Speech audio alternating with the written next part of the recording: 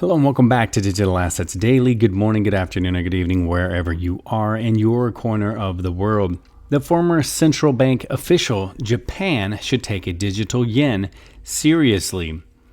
Japan is in no rush to digitize the yen, but there are reasons the country should think seriously about a central bank digital currency, CBDC, said Tetsuya Inouye, the formerly of Bank of Japan, BOJ, and now a chief researcher at the Nomura Research Institute. Inouye is the author of a book on a digital yen. The next article, Ripple partner Moneygram expands its presence into the $1,500,000,000 remittance market. And Moneygram, a Dallas-based remittance company and one of Ripple's most prized partners, is expanding its presence in the East Africa region by joining forces with Uganda's largest commercial bank, Centenary Bank. The next article, ECB President, Europe has fallen behind in the digital payments race, and a European Central Bank ECB panel is tasked with exploring a CBDC, and it's set to reveal its findings in the near future, followed by a public consultation, said ECB President Christine Lagarde. The next article, Ripple's partner Azimo teams up with Alipay for wiring funds to China and RMB. And in the Azimo blog post, it says that the platform for digital cash wires, which uses Ripple's on-demand liquidity service, ODL, has recently joined forces with Chinese giant Alipay, and the partnership has been up and running for a while already. Bitstamp implements Nasdaq's order matching engine technology. So Bitstamp announced that its implementation of Nasdaq Market Technology's order matching engine, making it the first major fiat to crypto exchange with a matching engine that will be on par with traditional exchanges. The next article, federal payments licensing push could boost crypto adoption, and the Office of the Comptroller's move to license payments firms at the federal level is receiving pushback from state regulators. Brian Brooks, Coinbase's former chief legal officer and the current U.S. Comptroller of the Currency, is pushing to consolidate licensing regulations for payment companies at the federal level in the United States.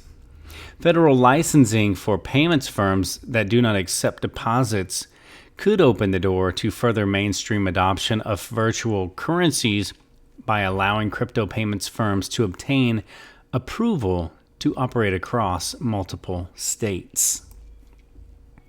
The next article, European central bankers say a digital euro would complement rather than replace its existing systems. And leaders from the European Central Bank and Banque de France spoke about a digital euro this week. A common thread, the desire for such a system to exist alongside rather than replace current payment methods, and these comments come as the euro system moves toward a decision on whether a digital euro will actually become a reality. On the next article, former Ripple executive says banks need XRP after the global settlement platform suffers a major delay. A recent delay to an international bank-led payment settlement initiative is just more evidence that legacy financial institutions need to adopt XRP, according to a former Ripple executive. First proposed in 2015 by Swiss bank UBS Group AG and London-based blockchain R&D company Clearmatics. The payment project, originally known as the Utility Settlement Coin, is designed to provide bank-backed digital versions of major currencies.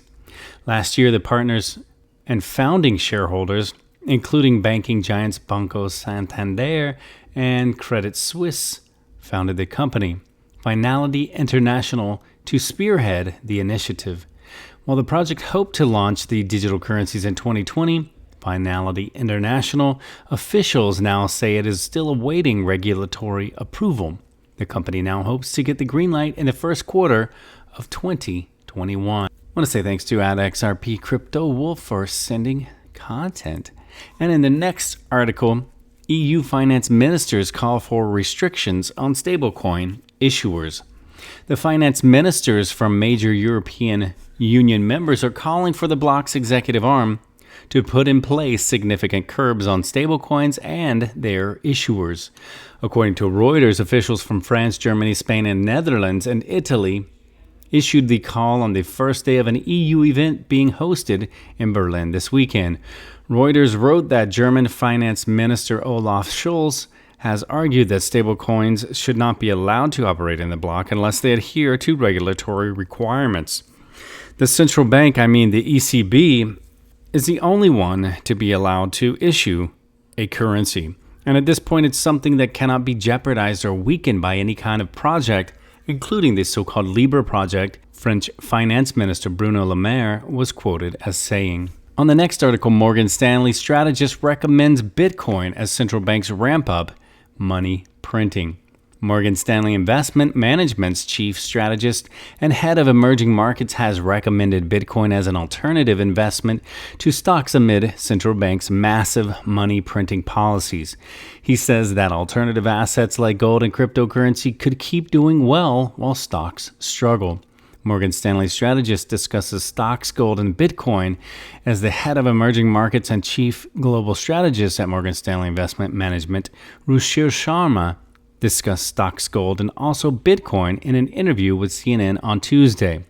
The Indian investor and fund manager joined Morgan Stanley in 1996, and Sharma began by explaining that tech stocks and risk assets would really be hurt by rising interest rates.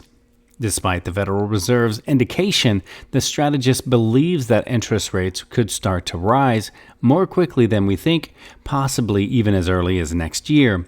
He explained that we have been seeing such high stock prices, even though the economy is very weak. Next year, he expects to see the opposite, as the economy rebounds and the issue at hand is behind us. However, he noted that stocks will struggle just because of the incredible support they have got from liquidity and interest rates, and that support goes away next year.